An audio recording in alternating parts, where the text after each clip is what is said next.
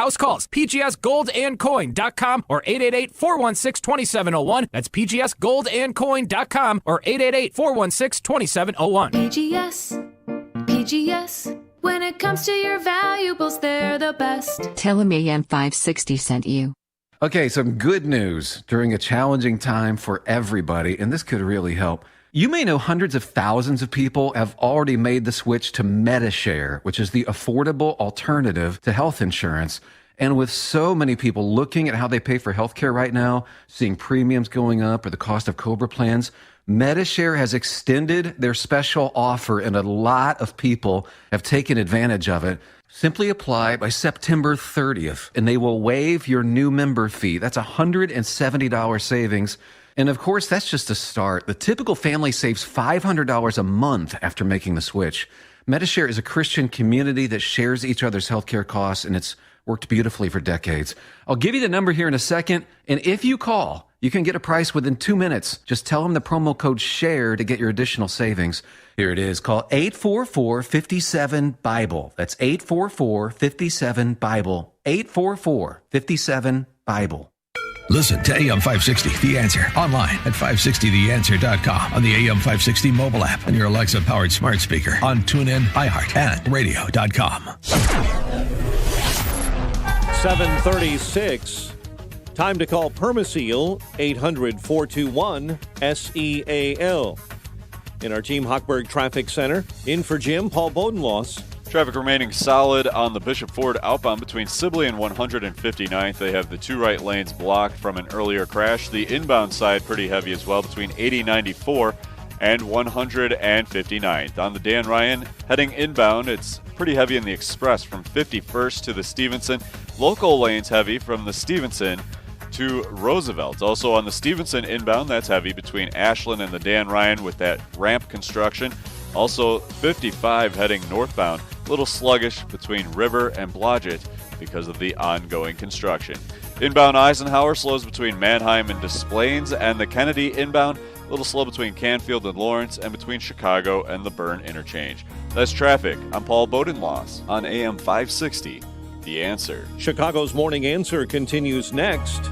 Your official Chicagoland weather forecast in our AM 560 Weather Center. Delightful day ahead, plenty of sunshine, high 76, 55 at O'Hare. Next news coming up at 8. Chicago's Morning Answer with Dan and Amy continues next on AM 560, The Answer. This hourly segment is brought to you by CharlesEquipment.com, keeping you powered up no matter what the conditions. If you're looking for the latest news, insight into what it means, and the sharpest opinion, there's only one station in Chicago where you can turn, and it's this one. We're AM 560, The Answer.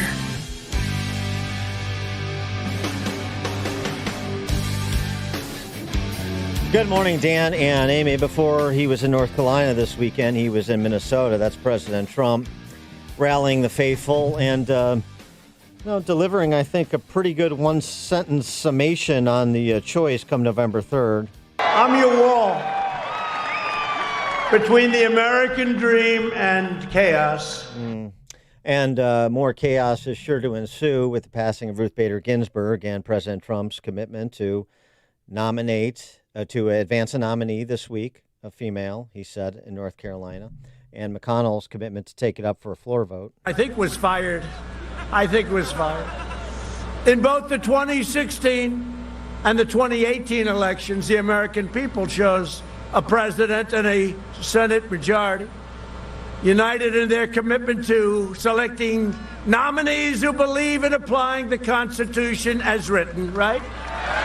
Both the White House and the Senate majority have a moral duty to fulfill the promises they made to the voters, and that is exactly what we're going to do. We said that if for any reason we have a vacancy on the United States Supreme Court, we will fill that vacancy. We're not going to say, and by the way, we have plenty of time. There's a lot of time. You know, you're talking about January 20th, right?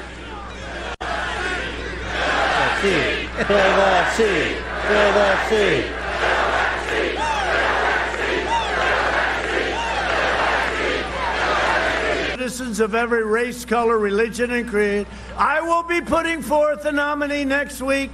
It will be a woman. And look, this is basically the same thing that Barack Obama said in 2016 upon the occasion of the vacancy created by Justice Scalia's passing. Let the American people watch him. Let him answer questions in front of the voters, Republican and Democrat and Independent, and then call a vote. Yeah, agreed. I cede my time to President Obama, and I think President Trump should take some of the remarks President Obama offered in 2016 about the Scalia vacancy, cut and paste them with attribution, and include them in his remarks when he advances the nominee this week. Also, Ruth Bader Ginsburg's own remarks when she said in 2016, as to the same matter, there's nothing in the Constitution that says the president stops being president in his last year. The words of Justice Ruth Bader Ginsburg. For more on how this development impacts the November 3rd race's down ballot, meaning control of the House, we're pleased to be joined by Congressman Tom Emmer. He's a National Republican Congressional Committee Chairman, and he sits on the House Financial Services Committee as well, representative for Minnesota's 6th Congressional District. Representative Emmer, thanks for joining us. Appreciate it. Hey, thanks for having me, Dan. Good morning. Good morning. John Nolte, writing over at Breitbart, sort of came to the same conclusion I did, which is on the matter of filling the vacancy in Trump and McConnell's decision to go ahead. He writes, the news cycle is about to be swamped by this confirmation battle, which puts Trump on offense and Biden on defense. All Biden's going to be able to do is heckle helplessly from the cheap seats while everyone reminds him of all the things he said in the past about it being okay to confirm justices during an election year. So this actually plays to Trump's advantage coming down the stretch here. Do you agree with that, number one? Number two, do you see that translating down ballot to your congressional candidates? So on the first question, yes, I do agree with that. I think it's going to provide a lot of energy, not just offense, but a lot of energy because, of course, our media, our national news media is so consistent, as you know, Dan, that back in 2016 when they were siding with Barack Obama and Ruth Bader Ginsburg about how the president does not stop governing in his last year, and this is exactly what the Constitution provides for, now they will tell us the complete opposite. And they forget the American people are much smarter than they give them credit for, and that's just going to energize this thing even more. As far as translating down ballot, you win elections with great candidates, and we have great candidates all across this country, and Illinois is no exception. I think that's where it starts. This is just going to get those same voters that will be voting Republican on the ballot, get those same voters even more motivated to go and request a ballot, to vote absentee, or show up in person and vote for our Republican candidates. Let's talk a little bit about at least two of the candidates in the suburbs in Illinois. It seems to me, particularly with people fleeing the cities, big cities right now, that it's necessary for House Republicans to be the party of the suburbs, even more so if they're going to be a majority party. And so we have two pickup opportunities in Illinois 6th and in Illinois 8, the Jeannie Ives versus Sean Casten challenger race, and the Jim Oberweis versus Lauren Underwood challenger race. Give us your assessment on those races and the import that each of them has in terms of your plan to try to retake the majority. Well, I'll tell you, Dan, as I said, we're focused on flipping seats all across this country with great candidates. Jim Oberweis and Jeannie Ives are two of those great candidates that I'm referring to. Remember, these Democrats, like Lauren Underwood and Sean Casten, promised voters last cycle that they were going to be moderate. They were going to be independent voices in Washington. They lied. House Democrats have pushed the most radical socialist agenda from passing legislation to give each of their own campaigns $5 million in public funds to raising taxes on American workers by 20%. And the voters are going to hold them accountable at the ballot box this November for breaking those promises. Keep in mind that both Lauren Underwood and Sean Casten, who promised to be moderate and said they wanted to work with the other side to get things done for Illinois families, they've done none of it. They've simply been a rubber stamp for Nancy Pelosi in this radical socialist agenda they've been trying to advance. In fact, both Underwood and Casten have voted with Pelosi 100% of the time. So I think voters in Illinois, you've hit it. It's not just about the economy. It's about safety and security. It's crazy what's going on in these cities with the violence and the rioting and the looting. A vote for a Democrat is a vote for more chaos, Dan, and a vote for a Republican like Jeannie Ives or Jim Oberweis is a vote for safety and security, peace in our streets. You know, and I think I said 8th congressional, obviously 14th congressional district for Oberweis versus Underwood. I just want to go to Kasten for a second because, yes, he's a Marxist representing a seat once held by Henry Hyde and then held by Peter Roskin, which just is amazing. It's a sad commentary on what's become of Illinois' western and northwestern burbs. But it's not like he makes up for it with a congenial personality. Some of the things he has said, you may not have heard of him. You have a lot of plate spinning.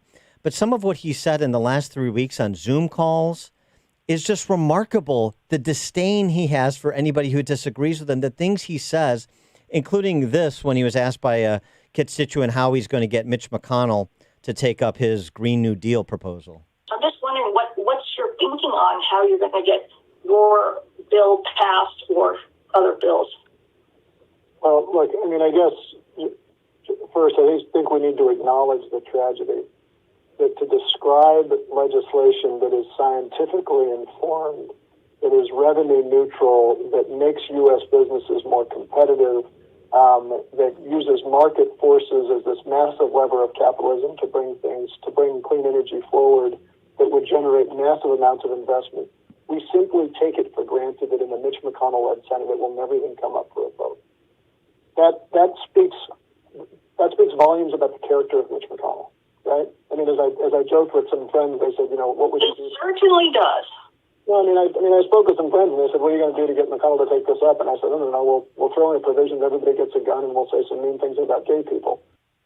We'll throw in a provision that everybody gets a gun, and we'll say mean things about gay people. I mean, and it's just constant with this guy. His Twitter feed, would make the biggest Trump critic, or should make the biggest Trump critic blush. I just think that this guy is indictable by his own words for all those people running around saying we need more, comedy in our politics. COMITY, not COMEDY, Representative Emmer. Yeah, well, Dan, you said I might not have heard it. You're right. I might not have heard those specific comments. But keep in mind, when you introduced me, you mentioned that I serve on the House Financial Services Committee, and my colleague from Illinois, 6th Congressional District, is also a member of that committee. And I've had the exposure firsthand to his arrogant, condescending, demeaning approach to politics. He's not there building bridges. He's not there building consensus. Listen, you want to know you want to know how smart Mr. Kasten is? Just ask him; he'll tell you. Yeah. He has disdain for everyone, and I'm going to suggest that's Republicans and Democrats alike. He's just the smartest guy in the room, no matter what the issue is. And then when he doesn't have an argument, he slides into this really nasty, less than professional, and quite frankly, as my dad would have said, very immature sense of humor. So I think Illinois voters, when you run on the idea that you're going to be a problem solver, a moderate problem solver, when you run on the idea that you're going to try and reach across the aisle and work with other people, including the administration, and then your behavior is everything but that. It's just the opposite. I think Illinois voters are going to remember that when they go to vote for Jeannie Ives in the next 43 days. So just talking realpolitik here, you have to get to a number, which is plus 20, and there's a lot of good candidates around the country, and so you've got to make difficult resource allocation decisions. Where do these two congressional seats in the suburbs here in Chicago rank right now in terms of your priority for resources and in terms of assessment of the potential for victory? Well, they're up towards the top. I mean, we targeted 55 seats to win back. As you say, we need 17 to take back the majority. So you better be shooting for 20. Yeah, you better be shooting for 20 plus. The top 30 of these seats, Donald Trump won 4 years ago, and the top 13 of those he won by 6 points or more, and several by double digits. These don't fall into that top 13, but they fall into the top 30, especially the Illinois 14 seat. And I'll just point out for your listeners, Dan, that we've won 6 special elections this cycle. We're undefeated in contested special elections, including we won a seat in the suburbs of Los Angeles. All right, so these suburban seats, probably a little better for us than the California 25 that we won in May. In fact, there are 43 Democrats now sitting in seats that are better for our Republican candidates, and this includes Illinois 14 and Illinois 6, Jeannie Ives and Jim Oberweis. 43 that sit in seats better for Republicans than that one that we just won in the Los Angeles suburbs. And as we just discussed, we only need 17 to take back the majority. I wanted to get your reaction to Nancy Pelosi over the weekend, suggesting that they've got all these maneuvers they can deploy, these arrows in their quiver. She wasn't specific about ruling anything in or out. Stephanopoulos pressed her on impeachment, and she certainly wouldn't rule it out. But so what is the House Republican going to be response going to be if the Pelosi and the House Democrats come up with some new contrived impeachment charge to try to gum up the works in the House and really ultimately the Senate? Well, it's only going to help amplify the message that we're already making. I mean, this is the whole point, Dan. You ran as moderate problem solvers that we're going to work with this president and his administration, that we're going to work with House Republicans and Republicans in the Senate, and you refused to do it from day one. Sadly, it's an awful thing for the country. She's been a horror show from day one. But as far as the campaign, Dan, it's going to be very helpful to us. The fact that she still won't rule out impeachment, and for what? It really is amazing how tone deaf Nancy Pelosi is to America. I mean, you think of what they've accomplished. Absolutely nothing. They haven't accomplished anything on health care. All they've tried to do is undermine this administration from day one, obstruct. I mean, I guess if you look at one accomplishment, they did manage to pass a new rule on the House floor where Nancy only needs 20 of her members present because everybody else can stay home and vote by proxy. So that's about the only thing they've accomplished. Sure. I mean, they're very committed to vote by mail only.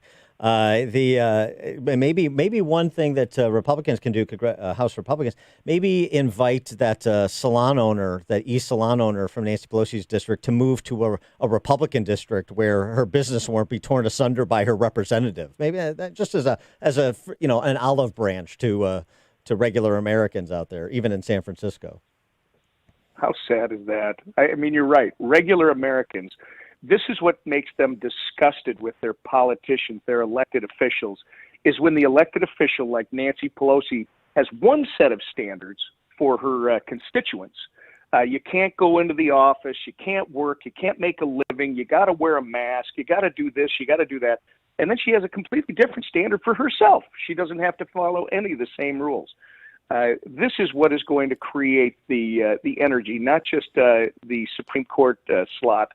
It is this type of double standard that Americans are just fed up with, regular Americans, and that's why you want safety in the streets, you want peace in the streets, vote Republican. And you are a congressman from Minnesota, in addition to the NRCC responsibilities, and Trump was up there rallying over the weekend. He came surprisingly close in 2016. Do you think Minnesota is really in play in 2020? Oh, I absolutely do. I mean, the Trump campaign invested roughly $50,000 in Minnesota in the 2016 race, and they came within 45,000 votes, roughly, of being the first Republican presidential nominee to win Minnesota since 1972. It's the longest stretch without voting for a Republican nominee in the country. This time, they're making a significant investment, not just in Minnesota, Dan, but in the entire region. It's Minnesota, it's Wisconsin, it's Illinois. They're believe it or not, Iowa, and Illinois gets the benefit. I think because of the investment in these surrounding states and in Illinois. I don't think anybody's writing any state off, and it's going to benefit our House candidates primarily. Take a look at Esther Joy King in Illinois 17 down by the Iowa border. Running against Bustos, right? Yes. Okay, he is Congressman Tom Emmer, National Republican Congressional Committee Chairman, sits on the House Financial Services Committee. Unfortunately, that includes Sean Casten. And he's a representative from Minnesota's 6th. Representative Emmer, thanks for joining us. Appreciate it. Thanks for having me, Dan. Have a great week. You too. And he joined us on the Turnkey.pro answer line. This is Chicago's Morning Answer. Your show keeps me alive during the week. There's nobody I'd rather listen to between 5 and 9 in the morning than you guys. On AM 560, The Answer. Signature Bank is Chicago's fastest growing independently owned business bank. It's a bank where relationships still matter. Signature Bank knows your name and your story. I'm Dan Proft, and I know this because Signature Bank is my business bank. I'm Dan Horn, co-owner of Horn McGowan Insurance Agency, a third-generation family-owned business founded in 1959 and a new customer of Signature Bank. When our previous bank couldn't secure a PPP loan for our business, we were referred to Signature. Right from the start, we were well taken care of. Our account was handled by one of the founders of the bank who offered real help in our time of need. Signature Bank is a better fit